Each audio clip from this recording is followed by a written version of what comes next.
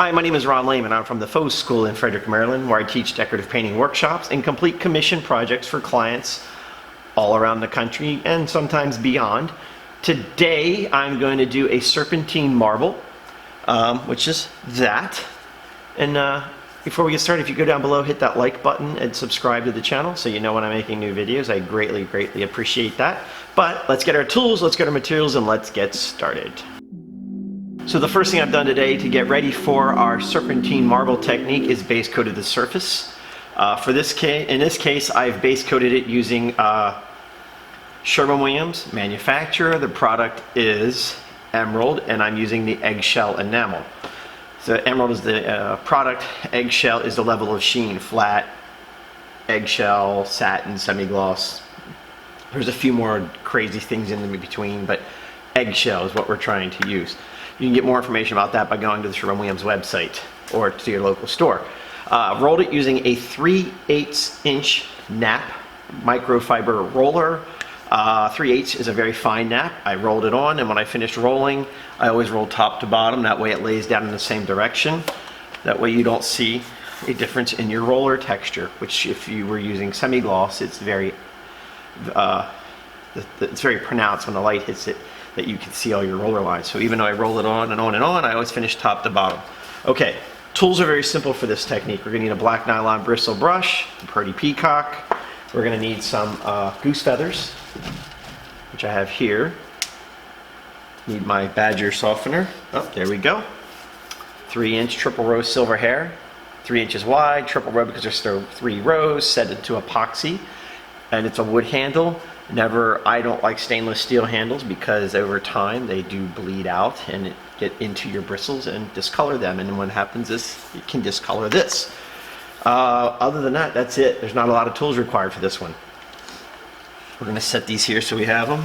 The materials for today are quite simple. Using the Modern Masters Tintable Glaze. It's a water-based product. It's acrylic, cleans up in soap and water. It's a big difference between water-based and acrylic-based. Sorry about that. Interior only, tints with universal colorants, never paint. Paint. And the reason is this will dry on its own. It has dryers inside of it. So if you take it, brush it on a surface, it'll dry clear. That doesn't mean it's a clear coat. It's a glaze. If you put paint into it, it dries really fast. We don't want to do that. Plus the fact that pigments are concentrated and tint get to color quicker, and paint's going to take a lot of paint. It's going to dilute it. It's going to mess it up. All right, that's simple. So tints with universal colorants, never paint. What else? Cleans up with soap and water. I've used it outside, but I've always put a exterior rated top coat over top of it. Haven't had any trouble yet. Let's see, what else is there? That's it. We're going to use that for our base. We're not actually going to use that for our veins when we start doing the veining technique. I'm going to use good old-fashioned lemon lime soda that has been setting open for, I don't know, a couple of weeks. It goes flat, and what I do with the lemon lime soda is I'll put my pigment directly into it. So for this case, or for this technique, we're going to use white tinted lemon lime soda. For this, I'm using my mixols. This is the number 25, and for the green, that is it. It's just lemon lime soda that's flat with, I can't remember which number that is. It's olive green. I don't know what number olive green is. As always, I'll put everything in the comment section below so you can just click on it, get exactly what you need to recreate what you see here exactly. The reason for the lemon lime soda, it's quite simple. Glaze is thick and gooey, all right? See it? No, I don't have any rags back here like a knucklehead. So it's thick, and when you try to do a fine, tight vein or a network of fine veins, it's hard to do. The lemon lime soda, one, it's flat. It's the sugars, the starches. It holds everything nice and tight and thin, and you can control the vein better than glaze. Where the glaze is so thick, you're going to work harder to control it to get real fine. Plus, it just, when you go to badger it out or soften it out, it gets sloppy. It's not good. Now, that being said, and some people are like, why don't you use paint? Paint's opaque. It's not transparent. When you look at a real piece of marble, the veins aren't just like, you know, solid in color. They come and they go. They have movement to them. They have depth to them. They have interest. That's why I don't use paint. If I was doing something for a theater where you're sitting 50 feet away from the surface, I would probably use paint. But a lot of the stuff I do, it's people are close up to it. They want to make sure it looks, or I'm trying to trick them. Like somebody the other day asked a question on Instagram. It's like, how many people you think have seen your work? It's like, I don't know.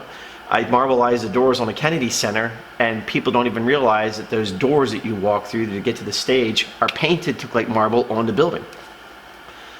And most people don't even know it. And when you talk to somebody, it's like, I didn't know those doors were painted. I didn't even know those doors existed.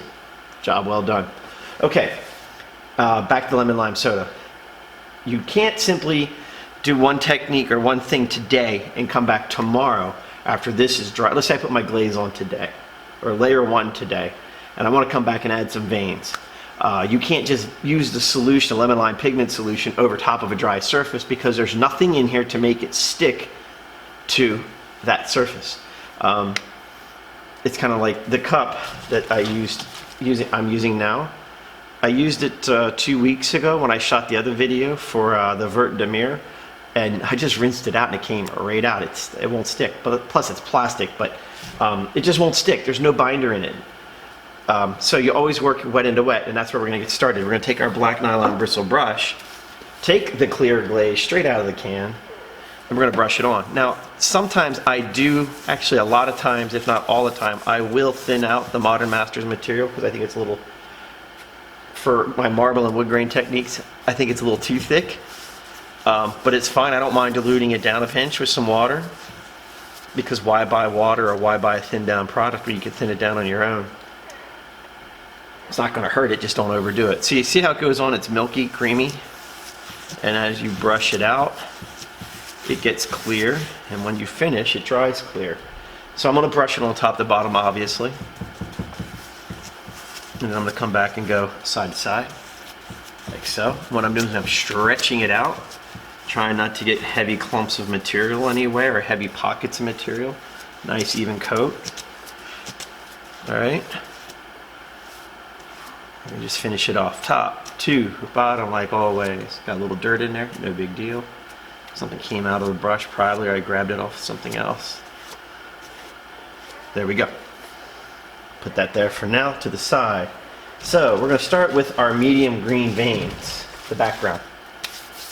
Put my feathers here, and I'm going to open them up simply by going like this. Some stick together, some don't. I got clumps of some here, some there.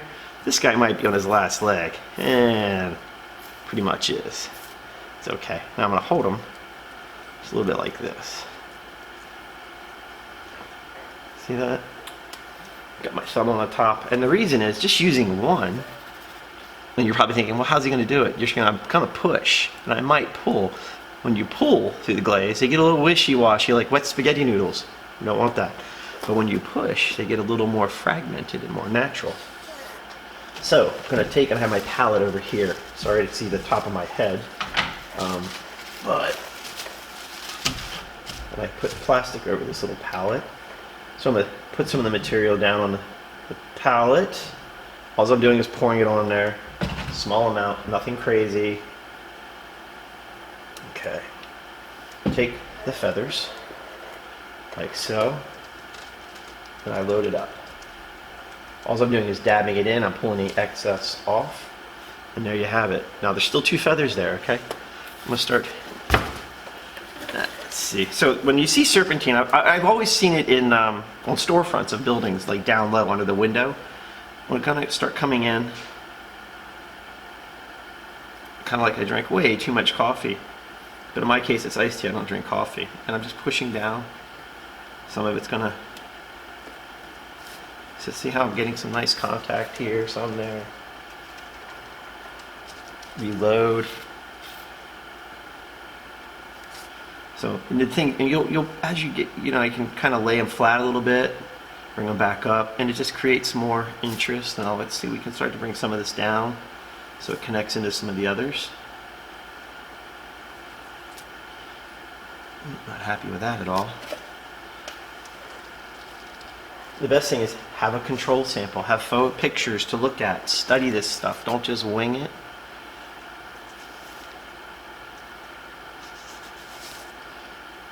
But it's always, when it's installed, they always put it at that like slight angle like so. Badger brush. I'm not going to badger this out a whole lot, just slightly. I'm down, down, down, down. Never back and forth because they're so delicate. We don't want to muddy them up.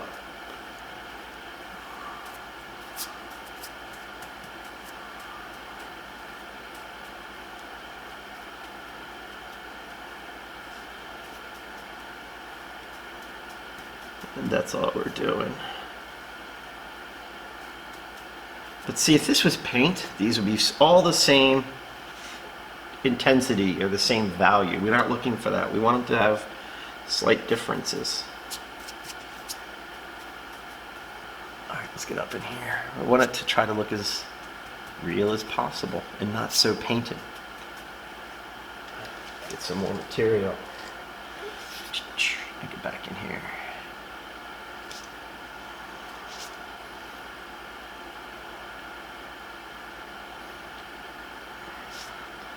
Oh, these feathers don't hold a whole lot. And you know, when it comes to feathers, don't get the ones with any kind of coloring or dye in them, because that could come out in your finish and make a mess. I've seen them blue. Just get real, natural goose feathers. And you notice I'm just trying to start off of the surface and come into it, like so. If you just simply start here and go, it's okay, but when you start here, you're going to get your edges, your outer edges over here to look nice. I know, how would you do that on a wall? Take your time. That's all. So I'm just going to keep doing this for a while and not banter on.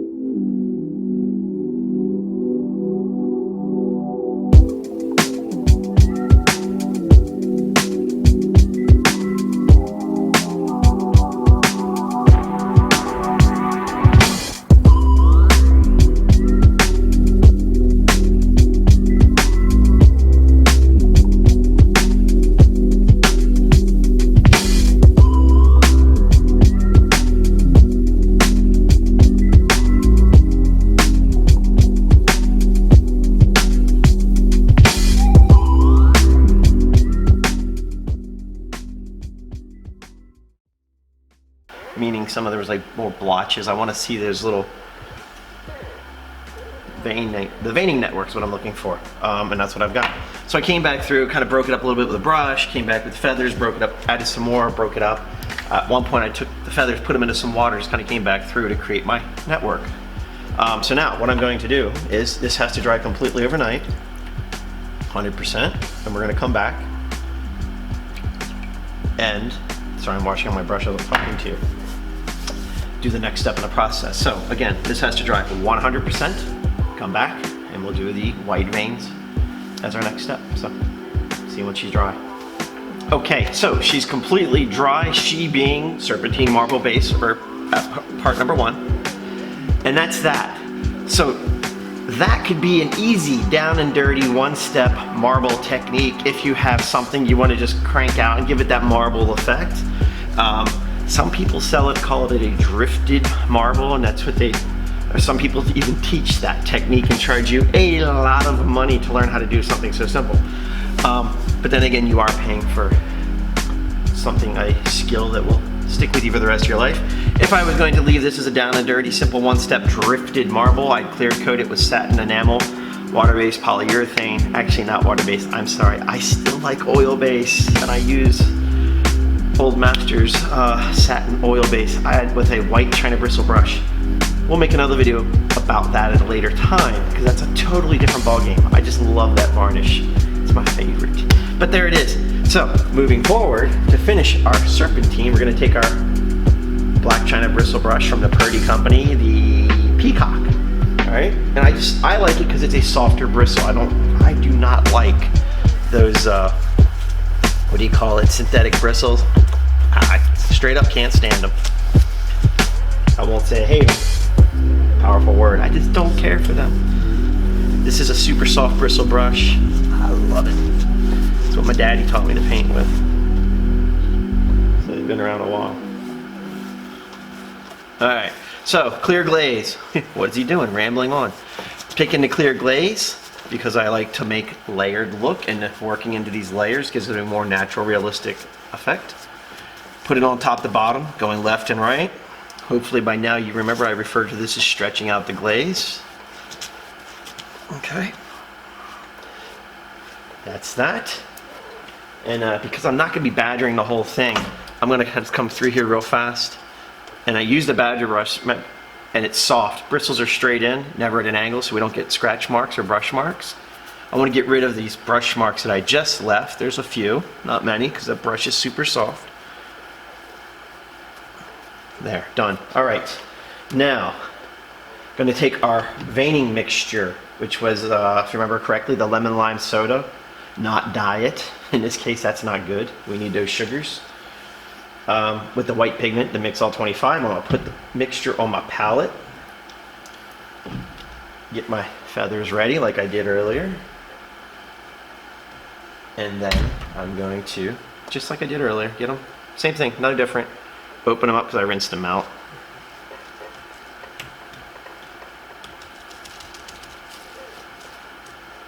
Load and then offload, meaning take the excess off.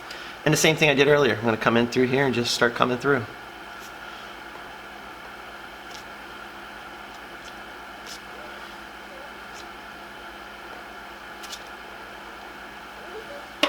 Don't have a lot of white pigment, we just stir it up a little bit, it settles. That's the other thing about lemon lime soda pigment mixture.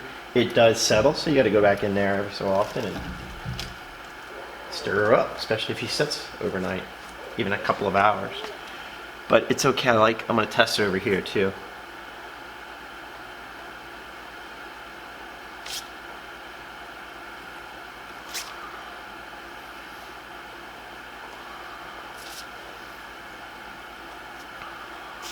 And just like we did before, I'm going to work this around a little bit.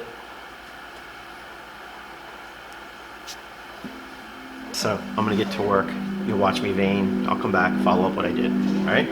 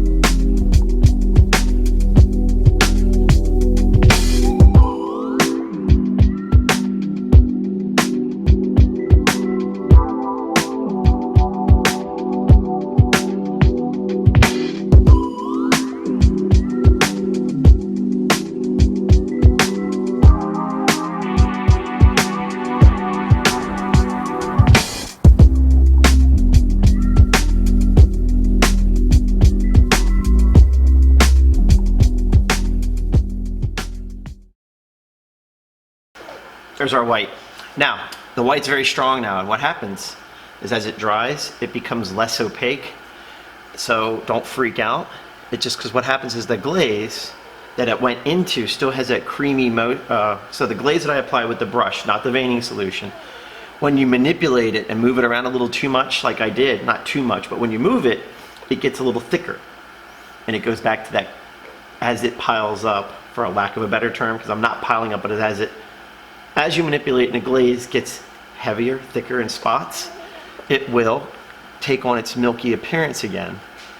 So, and then as it dries, it will soften out. So I'm going to use a light jumped out of my hand. It's going to soften down, down, down, down, and then with, not back and forth. We want the lines. One is as the material goes through the limestone, all the sediments seep through that limestone, it goes one direction, and then from the years of compression and compaction, it starts to push down. So that's why you go one way and then the other.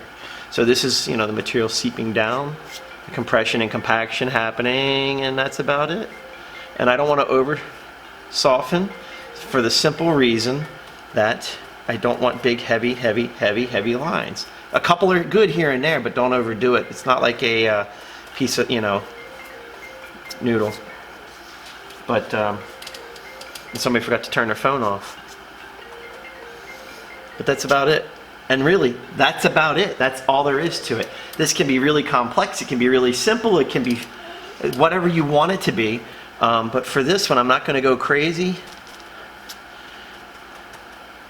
Meaning, I'm not going to go heavy, heavy, heavy. I want it to just, that's what I want. That's the picture the customer sent me that we're working off of. And I'm recreating exactly what they had, with a little variation, and I explain that, what you have and what you see. It's always going to change because these are hands. These aren't, printers making it exactly the same way every time. It's handmade, hand applied. So it's always going to be a little different. So we're going to let this dry. I'm going to clear coat it and see what we get. See in a little bit. Well, she's dried. I pulled the tape, and if I didn't have this sloppy plastic, you'd really get the full effect of what it looks like. I can bring it forward to get rid of that distraction. But there you go. Serpentine or it's serpentine. Alright? Look how pretty. That's it. Now, walls, ceilings, floors. You could do columns if you choose. I probably don't know if I would, because it would have a strong, strong appearance of a barbershop pole or candy cane in it. But yeah, whatever. You can put it on floors. If you put it on floors, that's a whole different thing, a whole different animal as far as surface preparation and top coating goes. If you're doing a floor and you have a question about that, feel free to ask in the comment section below and I'll answer it. Other than that, that's it. Boom. Simple.